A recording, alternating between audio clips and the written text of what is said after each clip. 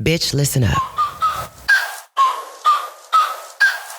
Now, for today's topic, I'm gonna have to ask one of y'all to close the door because there may be some little cheerings walking by down the hallway. And the topic of conversation is adults only. Okay. I know that you may be having your doubts about how you want your life to work out. Things are getting a little boring. What am I here for? What's my purpose? How can I get it? Why does it seem like my life is not going in the direction that I want it to go? And I'm just another person. There's nothing special about me. There's nothing I'm supposed to do on this earth that's grand. I'm never going to win the Olympics. I'm never going to be on the catwalk. I'm not going to have a star on the Hollywood Walk of Fame. Well, you don't know that. Don't count yourself out. You don't know if you shortchange yourself, you don't know exactly how far you can go. Everything in your life was already planned and designed. Let me just put it to you this way. I like saying that all the time. Hopefully the way I put it to you is the way you're going to get it. Now, I did some research. And because I have a 14-year-old daughter, I always have to speak in terms of I'm teaching her something for the first time that has to be said in a way that she will receive it, hone on it, and then engage with what I'm telling her to do or take a direction that I'm hoping she will turn to. And so every time I approach my daughter like this, it's because of my age. I'm 50 years old. I'm talking to a 14-year-old and a 5-year-old at home. So I've got very vastly different conversations that I'm having with two totally different personalities. So I always have to think about my daughter being in the information age, as well as the digital age, as well as the consumerism age and the social media age, where everything is more. And how can I teach my daughter to do a whole lot with a bunch less? Okay. I had to make the decision on exactly how did I want to raise my daughter in this new age of self-empowerment. Mental health is key, being independent, being as chaste as possible, being concerned about your reputation, but not being overly concerned about what others think, not feeling like you have to get everything or that you're automatically going to be the best everything and that it's okay not to be. Having all of those wrapped up in how do I teach my daughter to be a better person than I am? That's the goal with everything. Parents always want their kids to do better than them. And parents, except for those parents who are competing with their kids, you always want your children to do better. So I have to always think about the way that I explain things to my child. If I explain things to Kennedy in a way that says, don't do this, or this negative event will happen, like if you eat sugar a lot, your teeth will rot. And then she said, okay, well, can I still have the candy bar?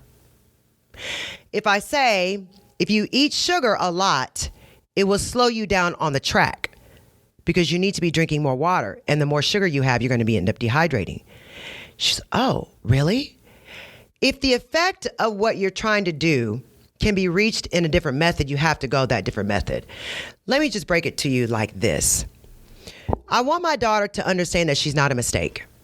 We planned her, not just we planned her, but it was meant for her to be here. And anything that she wants to go for in her life, she will be able to achieve. She can accomplish anything she goes for. The other day, we got the results from her getting into a private school. And she didn't know my history. She doesn't know like that I'm a one-hit wonder.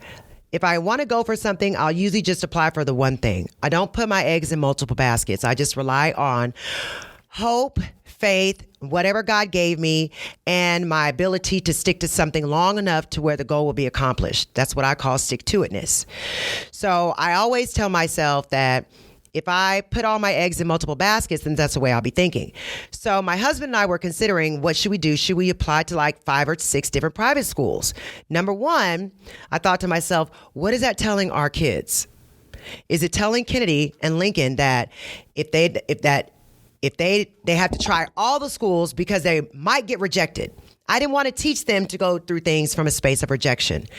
I never went through anything from a space of rejection first. I never assumed I was going to get rejected from anything. That's why I always put my eggs in one basket. And I know that's what our parents teach us, the opposite. Don't put all your eggs in one basket. A bird in the hand beats 2 in the bush. You got to make sure you send out 4,500 million billion trillion resumes. Make sure you do 55 of these, do 10 of those, do those 10 applications, do it 17. I always felt like if I had to make 5 attempts at 5 different private school applications. That's 5 different applications.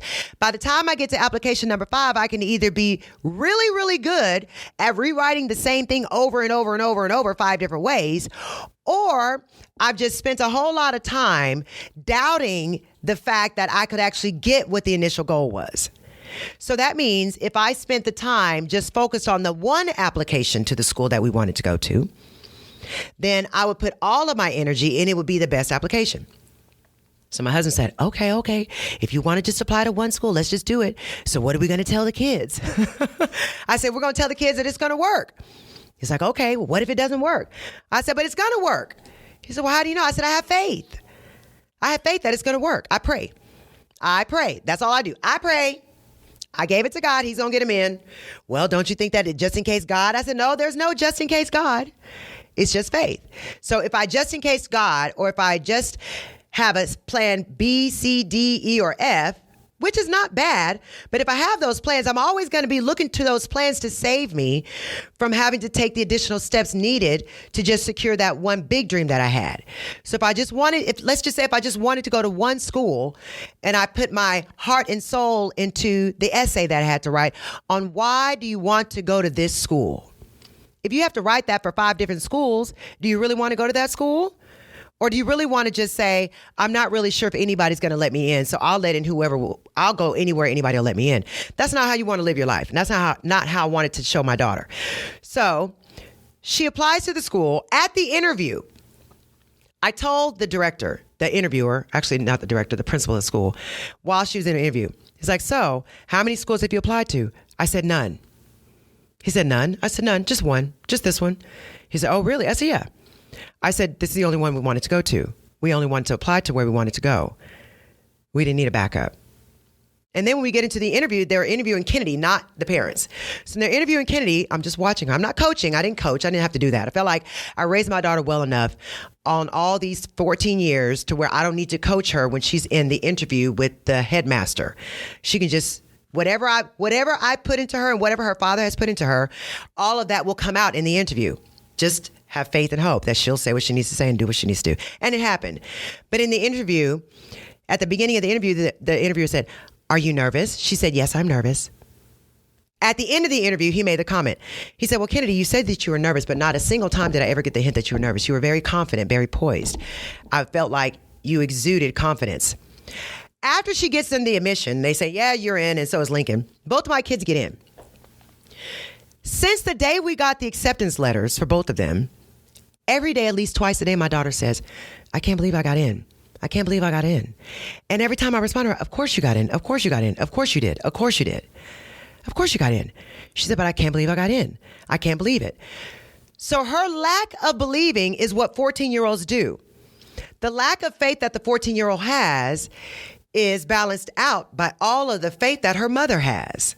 So if her mom, every time Kennedy was hoping that she would get in, and hoping that she would get in, but all the same while having this huge bit of doubt. I don't think I'm going to get in. She never told me she didn't think she would get in, but I only know so after hearing her say, I didn't think I would get in. She's told me that so many times. It sounds like every time I prayed for her to get in, every time I said my prayer, she was saying something against the prayer. But the reality was that all we both needed to know was that my job was to make sure that I was faithful enough to where now I said, hey, Kennedy, of course you were going to get in. Remember, I didn't tell you this, but mommy only applied to one university, Texas A&M. That's all I wanted to go to since I was in the first grade. I was going to go there no matter what. I applied to Texas A&M. It didn't matter that they get 20,000 applications every year. It didn't matter that they only had 1/2% black, which at the time was only 150 black students out of 40,000. Now they got like 48,000 or something like that. But when you have those odds, the odds of me getting into Texas A&M were basically 20,000 to 1. And if they only had like 600 spots out of 20,000, then there was a lot of chance that I wouldn't get in. So That I said, you know what? I'm not going to put my eggs in any other basket. So when I wrote my essay on why I should get into Texas A&M, I put my heart and soul into my application. It didn't matter what my SAT score was. Everybody else had great SAT scores too. It didn't matter that I had great grades. It didn't matter that I was on all these clubs and stuff. It's what sets you apart. Well, the passion that came through when I wrote my essay probably put me over the edge. So comparatively speaking, everybody else that I was compared against in that admissions room, even if some people probably cheated or people that had parents that went to A&M, I didn't. And I was just a little black girl.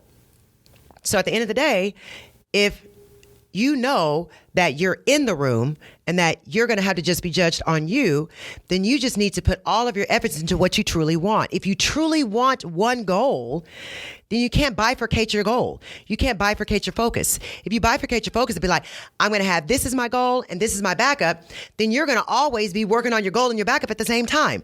If you're working on your goal and your backup, you're setting yourself up to rely on your backup. Because it's so much easier to work on the backup plan. We're so busy working on the backup, we're not putting enough effort into what we got at the forefront. But if it took 8 billion years for you to get here, okay? And if it took all that time for you to get here, and I'm going to break that down when I come back after this break. If it took you 8 billion years to get here, what are the odds that you even got here in the first place? The fact that you are even alive and breathing today is a miracle. The fact that from 8 billion years ago, from the cells that got together to create the earth, from the two people that got together, if it was a 1 in 20,000 chance, 1 in 20,000 people, if a man meets 20,000 women over the course of a lifetime of dating, then there was a 1 in 20,000 chance that he would meet your mama. So there was a 1 in 20,000 chance he met your mama. There was a 1 in 10,000 chance that he would actually sleep with your mama. There's another 1 in 10,000 chance that him and your mama would make a baby out of that.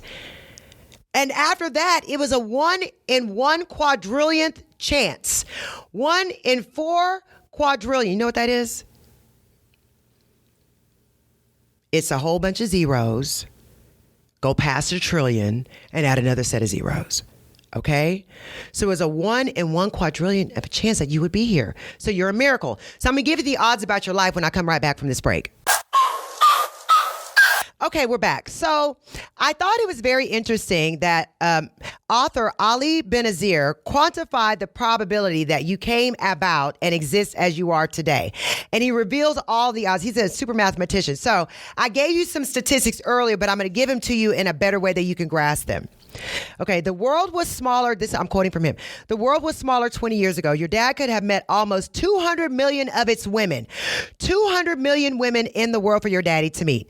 About 25 years, he probably could met around 10,000 women. So the odds that your mom was in this small group and met your daddy was 1 in 20,000. That's what I said earlier. Now, it's a 1 in 10 chance that they talk to each other. It's also a 1 in 10 chance that they get a second date. It's another 1 in 10 chance that they continue dating for a while. Because, it's a lot of one night stands. It's a lot of, well, we hooked up, but we no longer hooking up.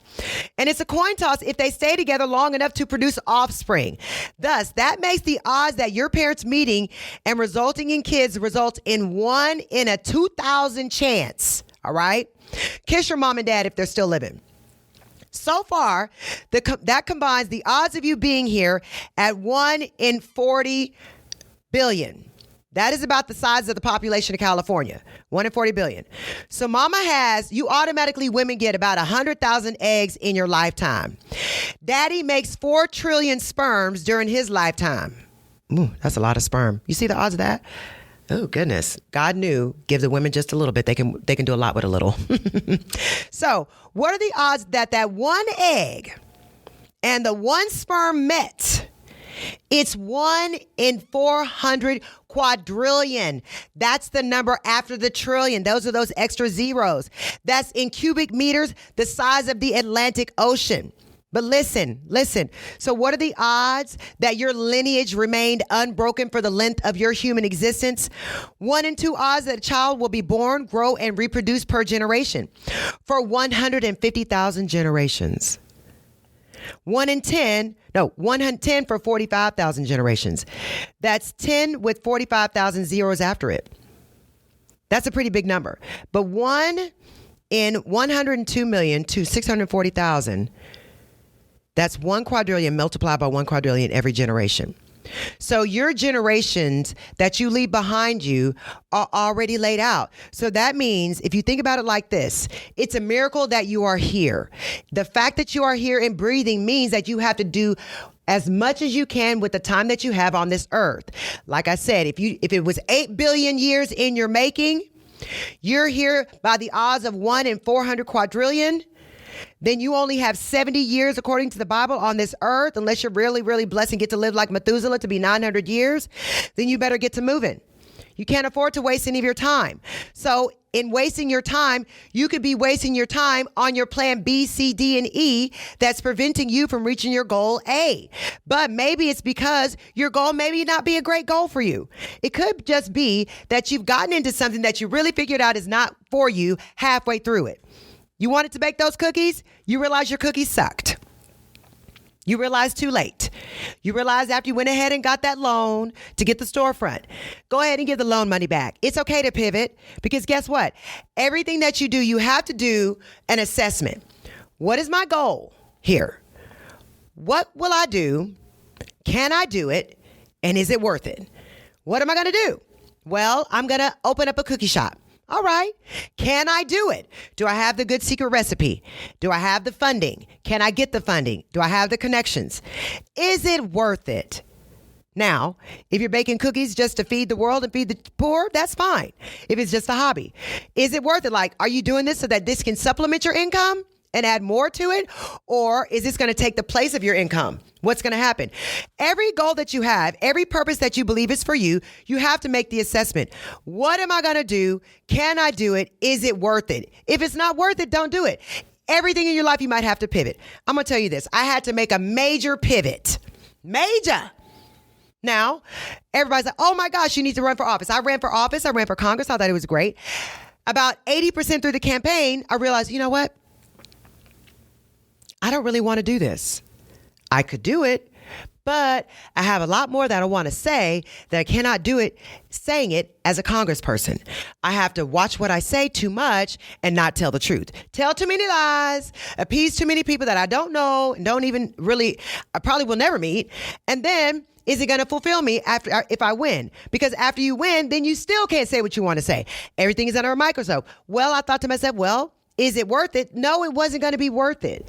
So when it came time, do you want to run again? No, I don't want to run again. But when everybody says, why don't you run again? Why don't you do this?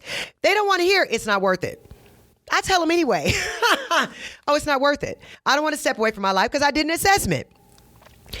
I lost money running for office because I wasn't working as much. So if you're going to lose money, then you think about how much money do I make in my regular life? If I wanted to do this because I want to help people, well, I can find other ways to help people. So sometimes just because you think that you may be able to be successful or you may think that this may be your plight in life, it may not be what you really want or need. And if you do that assessment early on, you won't make the mistake of going after it again and again and again and again, beating your head up against the wall, running while you can't be successful. You're not going to be successful unless you make a good self-assessment early on as to whether or not this is worth it, can I do it, and what do I want to do with it? Okay, so you need to think about your step one. The hardest thing to do in anything. I thought to myself, okay, I'm going to fast. I'm not going to eat meat. I've been a meat eater all my life. We're the home of the carnivores. Okay, if this was the town of Bedrock and we were the Barney Rubble, we would be the ones with that gigantic tomahawk. Okay, we are the meat people with the grilling up, eat 'em up, pork, hog, everything we can find, whatever we can do with it, we gonna eat it and consume it. Right down from the chitlin to the steak. So if I decided against everybody in my family's better wishes, I know they mean well, but if I say, you know, I'm not gonna eat any more meat, I'm gonna go vegan. Matter of fact, I'm gonna give up dairy. Now, in my mind, I thought 2 years ago, I would like to lose about 5 more pounds, but I never did want to get on the treadmill. I never did want to go up and I was always having a surgery on one of my feet or something like that, or something that was going to take me out. I never could do it. And plus I always wanted the Twinkies. So then I decided, you know what, let me go about this approach a different way. Maybe I don't want to be a workout queen. Maybe I don't want to go to the gym. Maybe those aren't for me. Maybe that's what's causing me not to be skinny. Maybe I need to do another assessment. What do I want to do? What is the goal? The goal is to live a healthier lifestyle. So in living a healthier lifestyle, I thought, okay, well, maybe I need to change some of my eating habits. I did the research. I was like, okay, they got the keto diet. They got all these diets out there. They have everything under the sun that you can do dieting. And I did my research on the intermittent fasting. I said, okay, well, let me try the intermittent fasting. Well, I did the fasting and it worked. The side effects of the fasting were so great that I didn't have to work out to lose the weight. My end goal of losing some weight was reached with a different mechanism. When I did the fasting, I rerouted my energy. Instead of figuring out which gym I was going to go to get a membership at, but never actually go. Like, I was notorious for getting every gym membership every January when they're running the specials. First 3 months for free. Yeah, but you're not going to see me after week 2. So I'm going to go work out. I've even paid a personal trainer for 6 months of private training and did it only for 2 months. I was like, well, I'm done with that. I reached my 3 pounds. I'm over it, even though the goal was 12. So if I needed to do something else different when I turned 50 years old, when I knew that I had done 10 years of failing on working out, it was not working out. I'm talking about working out like regular people, like lifting weights and doing walking and treadmill, all the kind of stuff and running. I'm talking about that. I was always a yogi. I was always into my yoga. I was never going to stop doing that. But I needed to do the cardio that caused you to go outside. That was never going to be my strong suit. I was always going to fail. And every time I failed at doing that, I was like, oh my gosh, I'm so tired of it. I got so tired of failing. I never made any more New Year's resolutions about working out. I said, forget it. I'm going to be resolute not to resolve to do any working out. I'm going to just go ahead and do the Daniel fast in January and let God reveal to me what I need to do. Well, the Daniel fast ended up being the fast. That dropped me some weight. But with the Daniel fast, I realized my eating habits changed because I was focused on staying prayed up and focusing on the fast instead of focusing on working out, instead of focusing on getting into a dress or getting into a pair of jeans or focusing on looking good in a swimsuit. Instead, with me just focusing on the focus of the prayer and staying fasting in the Bible way just for the 10 days, then honestly, in that 10 days of focus on the fast, it changed my life. It changed my mentality and my way of thinking. It honestly did. So for me, if I said I was going to lose the weight, I got there a different way. So anytime you have your goal set on something, you must not give up on yourself. Look at what your end result is supposed to be and work your way backwards. If you're looking from the beginning, say, I need to be in a bikini by the summertime, or I just need to be in any swimsuit at all by the summertime, then I'm not going to say I need to start running 5 times a week when I've never even run once a month. I've got to do the easy route. And the easy route may be the slow and steady race, but one step, small step, one step, small step, not gigantic leaps. You can have gigantic leaps of faith, but make your steps small enough to where you could actually finish the journey. Because if you don't finish your journey, you're going to fall back on your plan B, which your plan B, when you're living your plan B, that's not your ultimate goal for your life. If you're stuck in plan B, you're stuck in plan boredom. Plan B is for boredom. You will get bored because while you're in your plan B, you're going to be looking up saying, golly, only if I had trained a little bit harder, I probably could have made the Olympic team. If I had just done a few more classes, I probably would have won that chef competition. If I had just studied a little bit harder, I probably would have won valedictorian instead of salutatorian. You never know. But if you make your plan B such a fail-safe, then you're doomed to fail. It's a very, very harsh reality. I'm only saying this because in 23, how long have I been practicing? 22 years of practicing law and meeting people at their weakest, their worst, their most vulnerable, their sometimes their unhealthiest, their mentally broken times, meeting people at those states and having to give them guidance and counsel them through the tragedy that they're experiencing, whether it's a family issue, whether it's death, a business issue, a social issue, a corporate issue, professional issue, whatever it is. I'm hearing all of these issues and concerns and hearing the emotions behind what people are going through in their private lives. Remember, there are only 2 people on the earth besides your priest that people tell everything to. That's their doctors and their lawyers. So as a lawyer, I've had the privilege of being the trusted advisor. And so when I see people in states of need, I always try to figure out the best strategy to get them where they need to go. So it's my job as an attorney and counselor at law to guide their steps. So if I'm guiding you and giving you a strategy, then you have to already know you have everything that you already need. So I'm basing all of my theories off of the 22 years of counseling and advice that I've been able to give people successfully. I'm a 100% win rate, ladies and gentlemen. Ladies and gentlemen, and those others. I'm 100% win rate. So if I'm giving these people the tools that they need to win, then you need to take advice and know that the one piece of advice you need from me is to never give up. Never give up, but you have to put forth the effort, and your effort has to be directed in the right space. You have to direct your effort to what will give you your end goal. Now, if you have somebody else's goal in mind, you're not going to reach it. You won't have the tools and the equipment that you need to reach somebody else's goal. And if you are on the beginning stages of your goal, like I said, you have to not have a plan B. There cannot be a plan B. If you're walking on the tightrope of life and you have a safety net, I'll be sure that you would look down at your feet and you would start wobbling because you know that safety net is there instead of just walking on faith and hope and walking straight. So if you have a plan B, which is your safety net, you're going to fail. You're going to land in the safety net. The safety net is the safe zone. Do you want to die from boredom? I don't think so. Get off your butt. You got to get up. Are you tired? I'm tired too. All you have to do is set your alarm clock. When I was over, I was over the weekend, I was setting my alarm clock to wake up early. And then I thought to myself, I'm not waking up early. I'm on vacation. I'm on my honeymoon with my husband.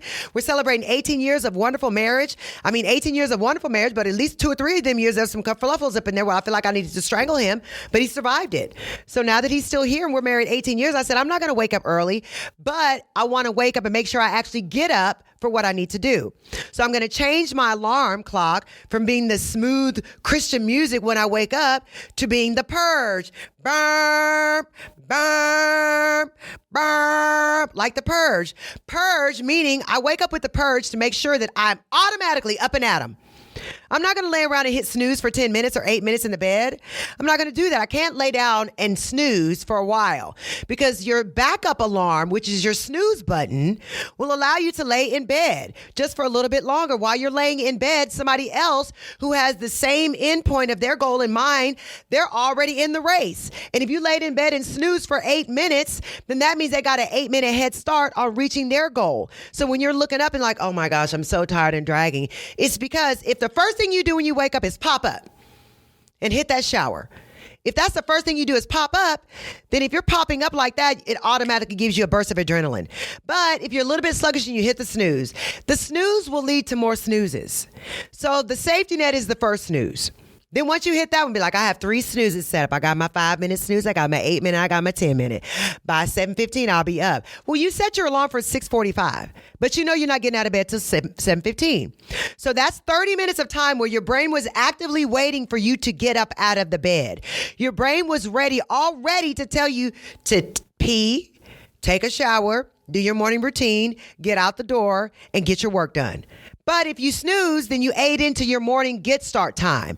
And if it went from 8 minutes to 10 minutes to 15 minutes to 30 minutes of snooze time, then by the time you get up, you're dragging. Because then you realize your day is starting a little bit later than it should have started. So that means you got to work a little bit later in the day and you got to make up for lost time. Your time in your life is only segmented by 70 years. So if you got only 70 years on this earth, you need to start moving now. You need to do an assessment as to where am I trying to go? How will I get there? Do I have what I need? Do I have what I need to get there? Do I have the tools? Do I have the education? Do I have the background? Do I have the experience? Do I have the support? Do I have the finances? Do I have the go-getness? Do I have the stick-to-itness? Do I have what I need as far as my faith to reach my goal? If any of those things are out of whack, then they're not going to be put back together if you're snoozing on your life. You have to get up and get moving. Things that you've never done before, listen, if it's something that you've never done before, be scared. Work through the fear. Everybody's scared of everything. If you go to any first day of school for any kindergarten class, you will see those little 4-year-olds and 5-year-olds giving their mama the business on the way out of the car. You are going to have to drag their butts from the corridor where they're screaming bloody murder. No, no, no, no, no, no, no, because you knew as soon as you got them to the kindergarten class, they were going to have the time of their lives. But it was the dragging them to get out of the car to go into a vast unknown full of other little 4 and 5-year-old students that they've never seen before, to an adult woman, a teacher or a man that they've never known before, to learn things they've never learned before. But you know that once they break out of day one, that they will automatically lose that fear and go to school every day thereafter with confidence. Think of yourself as the kindergartner in any goal that you have. Remember, we love kindergarten. Kindergarten is my favorite grade. I miss taking naps in the middle of the afternoon and being fed. I miss the fact that all I needed to do, everything I needed to do in my life, I learned in kindergarten. I learned how to be friendly, how to be kind, how to say please, how to say thank you, how to say yes, ma'am, no, ma'am. I learned how to share with others, and I also learned how to keep going and going and going and going with that dumb story, the little train that thought he could. Because you know what? You're not supposed to say, I think I can. You're supposed to say, I can, I can, I can, I can, I can, I can, I will, I will. That's what I tell my 5-year-old little boy, Lincoln. But it wasn't like pulling teeth to get him out of the car to go to the schoolhouse. No, he didn't have that fear. But everybody else, we all have the fear of, number one, what will people say? Number two, what will people think? Number three, can I actually accomplish this goal? Yes, you can accomplish it because you have everything you need. Remember, you are more than capable and more than able. There's nothing that you're lacking. The only thing you need to do is not have a plan B. You cannot plan B your life. If you plan B your listen. Plan B right now is about to be taken off the shelves in some of the stores. That's the plan B. Like if I didn't have a condom when I had a little bit of sex and there's a little bit of get your kids out of the room. If there's a little bit of ejaculation and there was no condom, there was no IUD, there's no nothing, there was none of those things to prevent pregnancy, then you need a plan B. Plan B is not how you want to live your life.